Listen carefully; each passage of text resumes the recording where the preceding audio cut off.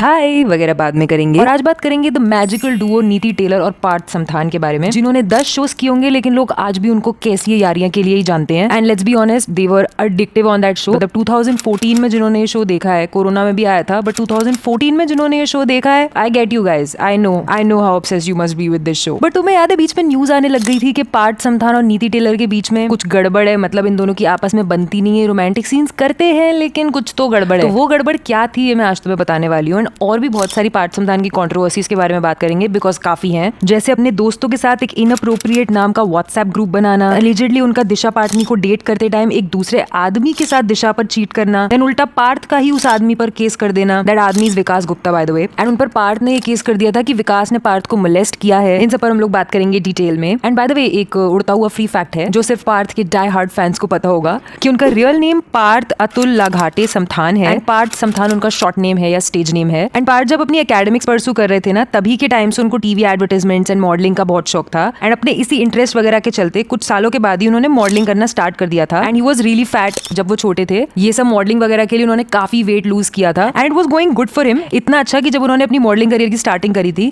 तब उसके कुछ टाइम के बाद ही उन्होंने the Pantaloons fresh face 2012 title भी जीता था, मतलब रनर अप थे। और एक दूसरे मॉडल इकबाल भट्ट विनर थे इन द मेल कैटेगरी। और जो फीमेल कैटेगरी में विनर थी वो गेस हु कौन थी? वो थी द वन एंड ओनली दिशा पाटनी। हाँ जी। एंड इसी 2013 से दोनों डेट करने लगे थे। एंड काफी इवेंट्स में भी दोनों को क्लियरली स्पॉट किया जाता था, like they were dating for sure. Even कैसी यारिया की जब शूटिंग होती थी तो दिशा पाटनी वो सेट पर भी आई थी, क्योंकि तब भी वो दोनों डेट कर रहे थे। एंड एक्टिंग में घुसने से पहले ना, जब पार्थ मॉडलिंग कर रहे थे तो पार्थ को रियलाइज हुआ कि भाई यार मॉडलिंग थोड़ा शॉर्ट लिव्ड करियर है, मतलब एक तो उसमें स्ट्रगल भी काफी है एंड कुछ ही सालों की ये हाइप रहती है। तो उन्होंने अपना सेकंड बैकअप रखने की सोचा एंड एक्टिंग परसू करने लगे। तो पार्थ ने अपना पहला शो साइन किया गुमराह एंड ऑफ इनोसेंस, जिसमें उन्होंने सिद्धार्थ का रोल किया था। फिर बेस्ट फ्रेंड्स फॉरएवर करके एक शो आता था, उसमें उन्होंने पृथ्वी सान्याल का रोल किया था। एंड देन सावधान इंडिया, ये है आशिकी, प्यार तूने क्या किया, ऐसे टाइप के शोज में भी पार्थ ने काम किया हुआ है। एंड उनको ये एक्टिंग वगैरह करना इतना ज्यादा पसंद आ गया कि उसको उन्होंने अपने सेकंड बैकअप की जगह प्रायोरिटी बना लिया। देन 2014 में उनका ब्रेक थ्रू रोल आया जिसका नाम था मानिक, जो उन्होंने कैसी यारिया में किया था। एंड मानिक मल्होत्रा ये कैरेक्टर इतना फेमस हो गया कि जब पार्थ ने शो छोड़ दिया था और सीजन 1 का एंड हो गया था विद मानिक की डेथ, तो सीजन 2 जब आया कैसी यारिया का बिना पार्थ के, तो लोगों ने इतना रिक्वेस्ट किया कि मेकर्स को पार्थ को वापस लाना पड़ा सीजन 2 में, क्योंकि बहुत रिक्वेस्ट आ रहे थे और लोग किसी और की केमिस्ट्री नंदिनी के साथ देख ही नहीं पा रहे थे।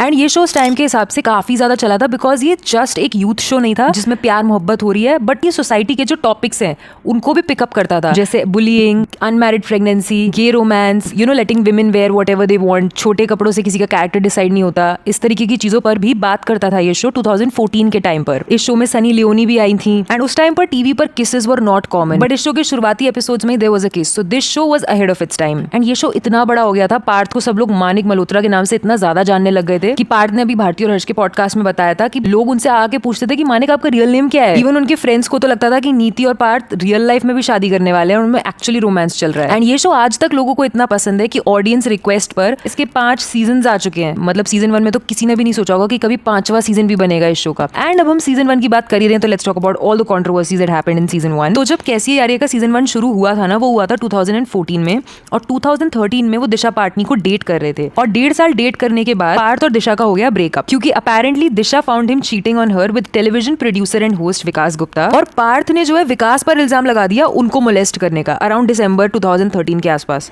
एंड काफी टाइम बीतने के बाद एकता कपूर की एक स्टेटमेंट आई थी विकास गुप्ता के फेवर में, सेइंग पार्थ एंड विकास दोनों डेट कर रहे थे and it was a case of infidelity from Parth side. And Parth ने इवन दो विकास के खिलाफ एक्यूजेशंस लगाए हैं उनको इनअप्रोप्रिएटली टच करने के, बट इस एक्यूजेशन के 20 दिन के बाद ही वो बैंकॉक में विकास के साथ हॉलिडे मना रहे थे, ऐसा एकता कपूर ने बोला है।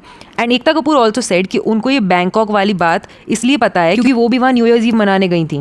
एंड शी ऑल्सो सेड कि उन्होंने सेवरल वीडियोस देखे हैं जहाँ पार्थ अपना प्यार विकास के लिए कन्फेस कर रहे हैं। अब एक्चुअली जो स्टेटमेंट है ना एकता कपूर का, ये 2-3 साल बाद आया था। मतलब 2013 में पार्थ ने मोलेस्टेशन वाली रिपोर्ट की थी, 2015 के टाइम पर ये मीडिया लाइमलाइट में आ गई थी रिपोर्ट, एंड 2015-16 के अराउंड एकता कपूर ने ये वाली स्टेटमेंट निकाली थी जो भी सब मैंने अभी बताया। और ये जब रिपोर्ट मीडिया में घूम रही थी तो पार्थ की सेक्सुअलिटी एंड उनके गे या बाइसेक्सुअल होने पर काफी सारे रूमर्स एंड गॉसिप सामने आ रहे थे। तो मोस्ट प्रोबेबली उसी कॉन्टेक्स्ट के चलते शी सेड दिस। अब ऐसा भी नहीं है कि विकास ने अपनी साइड नहीं रखी, उन्होंने 2017 के टाइम पर सोशल मीडिया में एक वीडियो पोस्ट किया था जिसमें इस मोलेस्टेशन वाले केस को उन्होंने एड्रेस किया था और बोला था कि पार्थ ने हालांकि उनसे माफी मांग ली है बट पब्लिकली कुछ नहीं बोला है कि विकास ने उनको मोलेस्ट नहीं किया था, बल्कि उनका रिलेशनशिप कंसेंशुअल था। तो विकास ने बोला कि वो चाहते हैं कि पार्थ पब्लिकली इस केस को झूठा बता दें। फिर भी पार्थ का कोई पब्लिक रिएक्शन रिएक्शन या ट्वीट देखने को नहीं मिला। एंड फरवरी 2021 में विकास ने आखिरकार एक और वीडियो पोस्ट करी स्टेटिंग कि अगर पार्थ समथान एंड प्रियांक शर्मा, जो कि बाय द वे एक और एक्टर हैं, ये रोडीज स्प्लिट्सविला इन सब में आ चुके हैं, इवन जो आस्था गिल का बज वाला गाना आया था उसमें भी आए थे, तो विकास ने प्रियांक पर ये एलिगेशन लगाया था कि प्रियांक ने उनको हरास किया है एंड वो उनके साथ भी रिलेशनशिप में थे।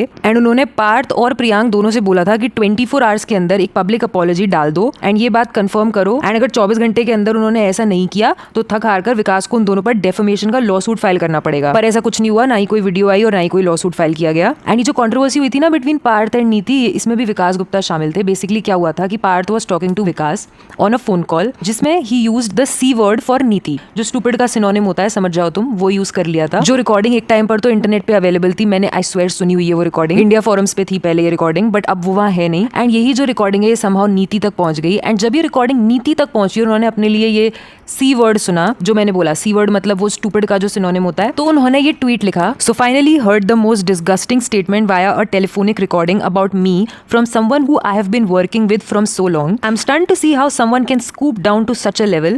Such people should unmask themselves and show the real self to the world out there. Though I really don't give two hoots about those who don't matter in my life, but it's disheartening to see how some people can talk about women or anyone for a matter of fact. But still all I have to say is may the truth win. And अब आप नीति और पार्थ के interviews देखोगे ना, तो ऐसा लगता है कि नीति ने जो ये सब किया था और उन्हें जो इतना डिसरिस्पेक्टेड फील हुआ था, she kind of regrets it, because वो बार बार कहती हैं कि वो बहुत इमेच्योर थी उस टाइम पर, बहुत छोटी थी और अब वो बड़ी हो गई हैं, इसीलिए सीजन 1 और सीजन 2 तो साथ साथ आए थे, तब तो इनके बीच में प्रॉब्लम्स चल ही रहे थे और ये लोग बस प्रोफेशनली काम करते थे, आपस में इनकी बनती नहीं थी बिकॉज ऑफ दिस कंट्रोवर्सी। फिर जब सीजन 3 आया, जो काफी टाइम बाद आया था, तब नीति ने ही पार्थ के साथ दोस्ती का काइंड ऑफ हाथ बढ़ाया था, बिकॉज वो उनके लिए कुछ ब्राउनीज वगैरह बना के लेकर गई थी। And then they started fresh. फिर वहां से उन्होंने अपनी जो फ्रेंडशिप है वो स्टार्टिंग से शुरू करी थी। एंड आप उनके तब के इंटरव्यूज देखोगे और अब के इंटरव्यूज देखोगे तो आपको जमीन आसमान का फर्क दिखेगा। आपको दिखेगा कि they are at better terms now. अब बात करते हैं पार्थ समथान की थर्ड कंट्रोवर्सी के बारे में, जो 2017 में हुई थी। पार्थ समथान के ऊपर एक और केस फाइल हुआ था और एक लड़की ने फाइल किया था नेम्ड सुष्मिता चक्रवर्ती। सुष्मिता ने पार्थ समथान के ऊपर इल्जाम लगाया था कि उसने सुष्मिता से इनअप्रोप्रिएट फेवर्स मांगे हैं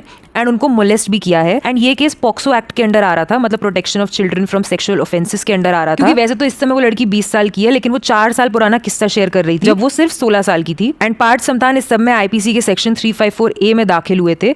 ऑल्सो इसी केस से जुड़ी एक और अक्यूजेशन उस टाइम सामने आई थी। सुष्मिता ने बताया कि पार्थ ने उनके details like WhatsApp number and other personal details एक व्हाट्सएप ग्रुप है जिसका नाम है ये आपकी स्क्रीन पर आ रहा है, उस पर शेयर कर दिए हैं, जिसकी वजह से उनको अननोन मेन से फेवर्स को लेकर गंदे गंदे टेक्स्ट एंड कॉल्स आते थे। एंड इस ग्रुप पर पार्थ समथान के अलावा उनके कैसी यारियां वाले को एक्टर्स जैसे करण जोतवानी, उत्कर्ष गुप्ता, ये सब भी थे। एक्चुअली ये सब ग्रुप चैट वाला सिस्टम इनका 2015 से चलता आ रहा था। एलिजिडली पार्थ समथान वहाँ पे ब्रैग करते थे about the partners he has slept with, या कभी कभी तो उन लड़कियों की डिटेल्स वगैरह शेयर करना अलॉन्ग विद उत्कर्ष एंड करण, ऐसा सब होता था। एंड ये पूरा मामला मीडिया हाउसेज एंड सारी जगहों पर काफी फैल गया था। एंड पार्थ का रिएक्शन इस पर यह था कि व्हाट्सएप मीडिया वाली सारी बातें झूठ हैं एंड सेंसलेस हैं। और रही बात सुष्मिता की, सो पार्थ की माने तो सुष्मिता ने उनको झूठ बोला और पार्थ को नहीं पता था कि सुष्मिता अंडर एज है और उनको लगा कि सब कुछ कंसेंशुअल हो रहा है। एंड इसके बाद पार्थ ने अपनी स्टेटमेंट में ये भी कहा कि उनको फ्रेम किया जा रहा है एंड किसी ने उनके फोन की सोशल मीडिया साइट्स हैक कर ली हैं। और पार्थ ने विकास पर भी एलिजिडली एक्यूजेशन लगाए थे कि उन्होंने ही सुष्मिता को ये सब करने के लिए भड़काया है। एंड लीडर कुछ रिकॉर्डिंग्स एंड व्हाट्सएप चैट्स भी पुलिस में सबमिट की, ये कंफर्म करने के लिए कि सुष्मिता खुद ही केस ड्रॉप करना चाह रही थी, बट सुष्मिता ने कोई केस वेस ड्रॉप नहीं किया।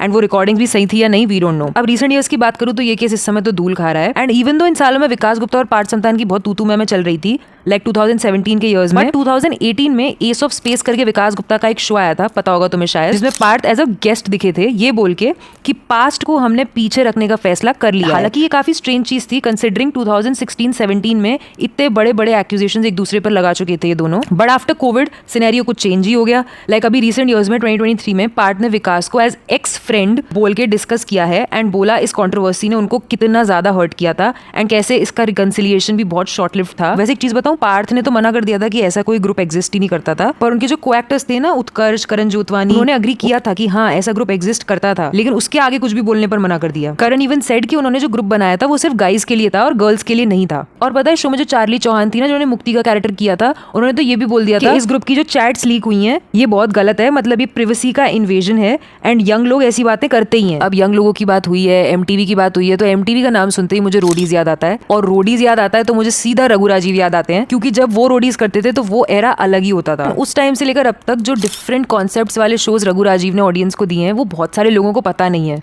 इवन रोडीज के भी बहुत सारे फैक्ट्स हैं जो लोगों को पता नहीं है। तो अगर आपको इंटरेस्ट है रोडीज में या फिर वो इंटरेस्टिंग शोज के बारे में जानने में जो रघु राजीव ने बनाए थे, तो स्क्रीन पर ये जो वीडियो आ रहा है ये मैंने उसी पे बनाया था। अगर इंटरेस्ट है तो चला लो।